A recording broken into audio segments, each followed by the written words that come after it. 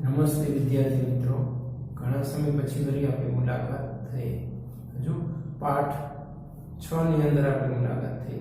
હવે પાઠ 8 નું નામ કોષ રચના અને કાર્ય. કોષ વિશેની માહિતી જોવાની અને એનું કાર્ય જોવાનું. જો રચના એટલે કોષની અંદર શું આવેલું હોય તે. તો સૌથી પહેલા તો આપણે આગળના ધોરણની અંદર આવી કે આપણે આજુબાજુની જે વસ્તુ હોય એ કા સજીવ હોય કા નિર્જીવ હોય. ઓકે, અને સજીવ અલગ અલગ પ્રકારના કાર્ય કરે.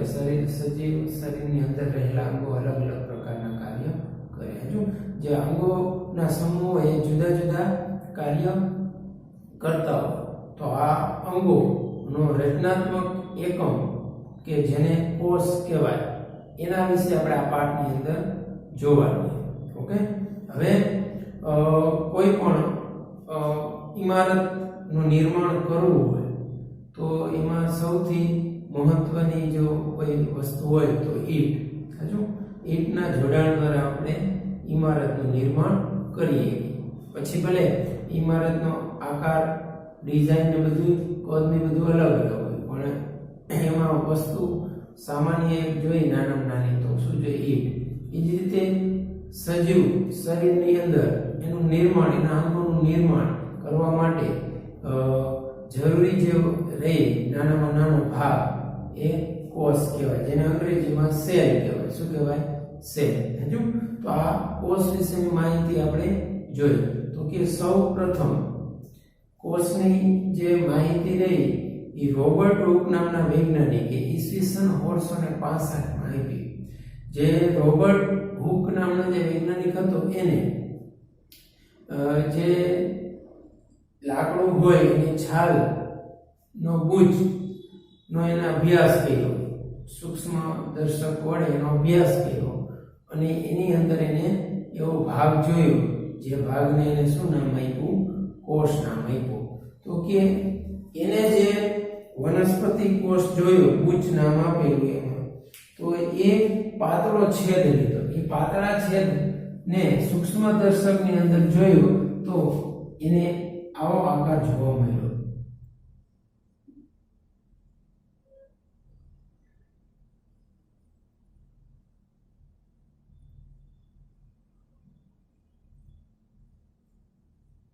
તો આવા સૂક્ષ્મ ખાના એને જોવા મળ્યા અલગ અલગ પ્રકારના. હજુ તો આ જે સૂક્ષ્મ ખાના રહ્યા એ દરેક ખાનાને એને કોષ નામ આપ્યું. અને પાછું બીજું એ પણ એને જોયું કે આ જે બે ખાના વચ્ચે એક પાતળી દીવાલ આવેલી, એને નામ આપ્યું કોષ દીવાલ.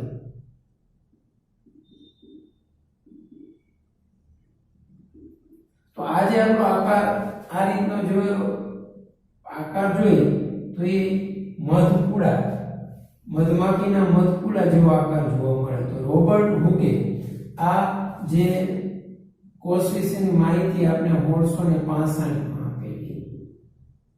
હજુ અને આજે જે કોષ હતો એ કેવો હતો? મૃત. કારણ કે વનસ્પતિની છાલ, સુકાયેલી છાલ હોય એનો જે એક એને ભાગ જોયો ગુજ. હજુ એને એક ભાગ જોયો એ મધપુડાના ખાના જેવો હતો. તો આ વાત હતી એ મૃત કોષની વાત હતી. કેની વાત હતી? મૃત કોષ. અને વૈજ્ઞાનિકનું નામ આપણે યાદ રાખવા માટે રોબર્ટ હુક. રેડી? હવે આપણે સજીવ કોષની વાત કરીએ. તો કે રોબર્ટ હુકે જે આ કોષ વિશેની માહિતી આપી એના 150 વર્ષ પછી પણ આપણે કોષ વિશે વધારે પ્રમાણમાં જાણતા નહોતા. કારણ કે આપણે મૃત કોષો કરતા સજીવ કોષની માહિતી ની જાણવાની જિજ્ઞાસા હોય. તો જ્યારે નવી નવી ટેકનોલોજીની શોધ થઈ, નવા સાધનો આવ્યા, ધારો કે સાદા સૂક્ષ્મદર્શક કરતા માઇક્રોસ્કોપ, જેને અંગ્રેજીમાં માઇક્રોસ્કોપ કહેવાય, એવા સારા લેન્સ વાળા માઇક્રોસ્કોપની શોધ થઈ, નવી ટેકનોલોજી આવ્યા પછી આપણે કોષ વિશે થોડીક વધારે માહિતી મેળવતા થયા. હજુ તો કોષ વિશેની આપણે જોઈએ તો ઇમારત માટે ઈટ મહત્વની હોય એમ સજીવ શરીર માટે કોષ મહત્વનું હોય. હવે ઇમારતની અંદર ઇમારતનું નિર્માણ કરી ત્યારે એક સમાન ઈટ ના અલગ અલગ ઉપયોગ કરી આપણે ઇમારતની અલગ અલગ પ્રકારની ડિઝાઇન બનાવી, કદ હોય નાની ઇમારત હોય મોટી ઇમારત હોય એ જ રીતે સજીવ શરીરની અંદર પણ વિવિધ પ્રકારના કોષો ના જોડાણ દ્વારા અંગોનું નિર્માણ થાય અને અંગો અલગ અલગ પ્રકારના કાર્ય કરે. હજુ હવે ઈટ તો એક સામાન્ય વાત છે, તો એ નિર્જીવ પદાર્થ છે, એ સામાન્ય રચના છે, પણ સજીવ શરીરના જે કોષ હોય એ જટિલ રચના ધરાવતા હોય. કેવા રચના ધરાવતા હોય? જટિલ રચના ધરાવતા હોય. હવે સામાન્ય રીતે આપણે એવું વિચારીએ કે મરઘીનું ઈંડું રહ્યું એ એક કોષ કહેવાય કે કોષોનો સમૂહ કહેવાય? તો કે મરઘીનું જે ઈંડું રહ્યું એ એક કોષ કહેવાય. કેવું કહેવાય? એક કોષ. અને આ જે કોષ રહ્યો એ આપણે નરી આંખે જોઈ શકીએ. આ વાત કોષની હતી. હવે કોષોની સંખ્યા, કદ અને આકારમાં વિભિન્નતા હોય એના વિશે આપણે જોવાનું. તો આપણે પ્રશ્ન થાય કે સજીવ કોષનું અવલોકન કઈ રીતે થતું હોય? તો એના માટેનું સાધન છે માઇક્રોસ્કોપ.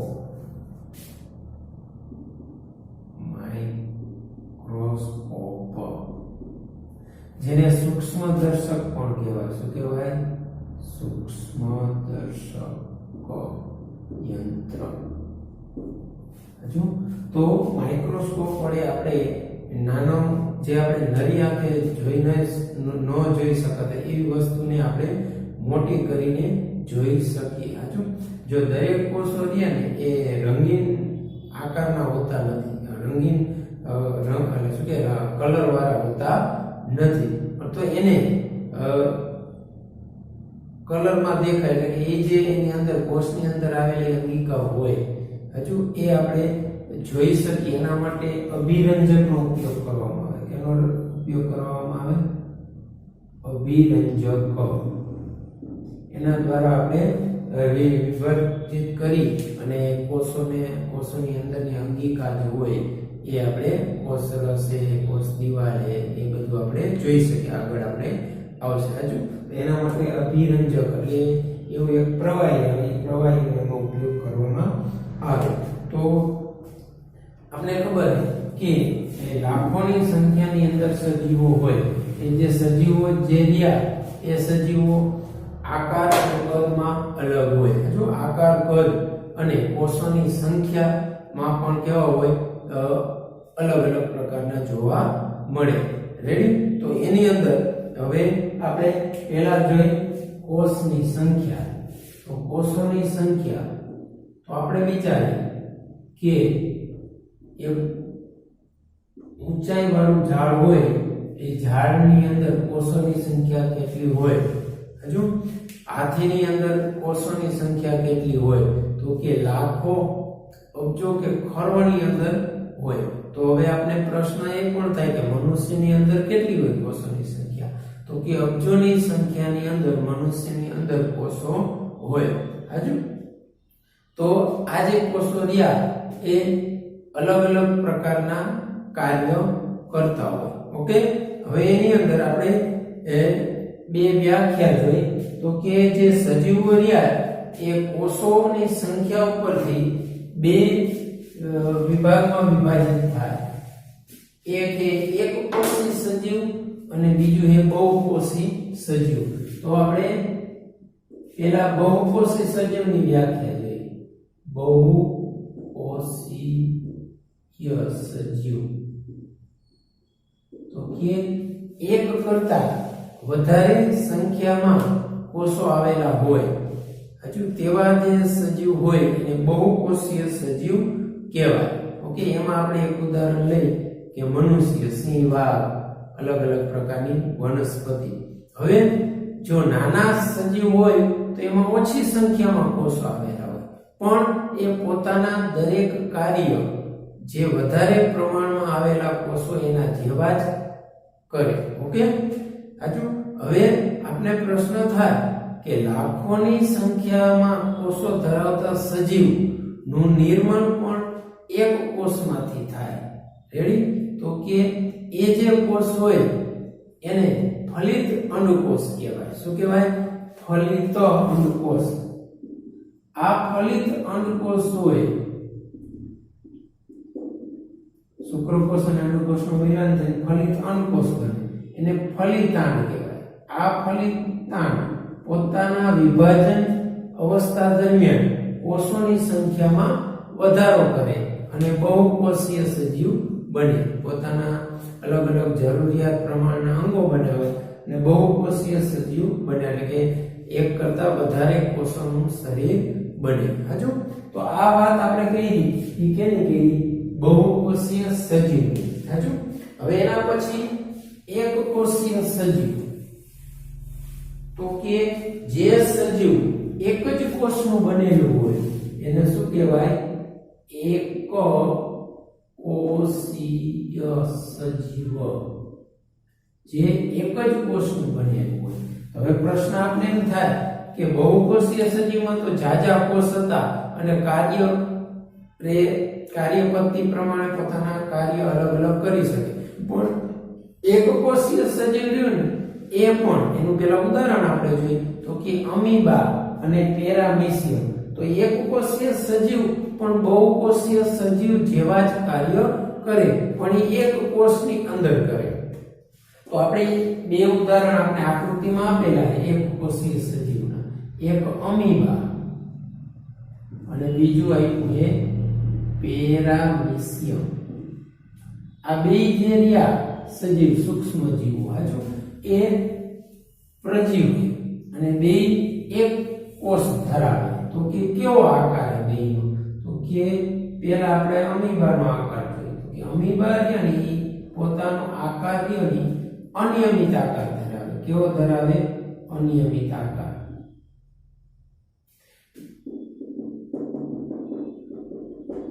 તો આ જે આકાર રહ્યો એ અમીબાનો આકાર. કેનો છે? અમીબા. આ એક કોષીય સજીવ એમાં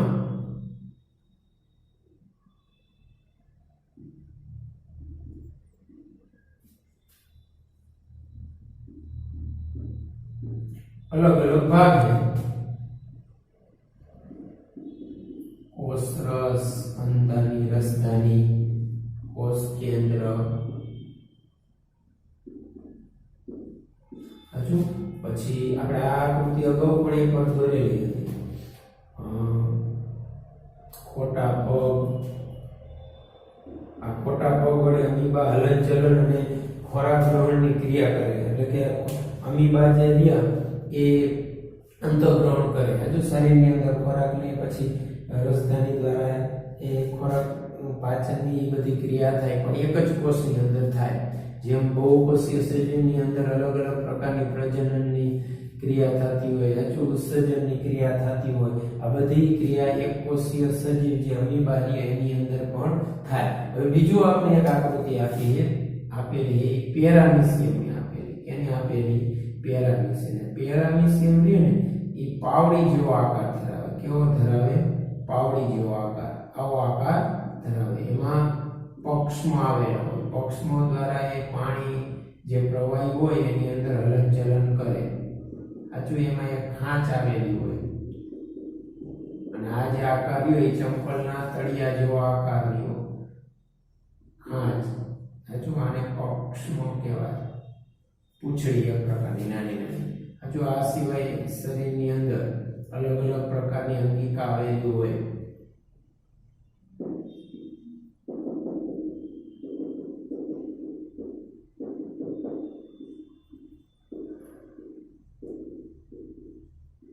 તારા કેન્દ્ર, કોષ કેન્દ્ર,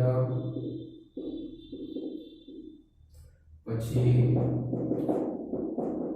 કણક સૂત્ર,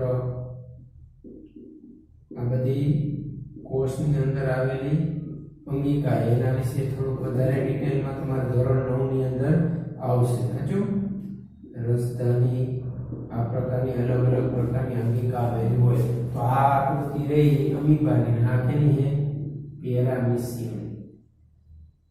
થોડીક તમારે પાઠ્યપુસ્તકની અંદર જે થોડી ઘાટી રીતની પણ મેં થોડીક જ અંકિકામાં દર્શાવેલી. ઓકે, તો આ બે જે સજીવ રહ્યા એ એકકોષીય સજીવ, પણ આ જે કાર્ય જે રહ્યા એ બહુકોષીય સજીવ જેવા જ કરે. ઓકે,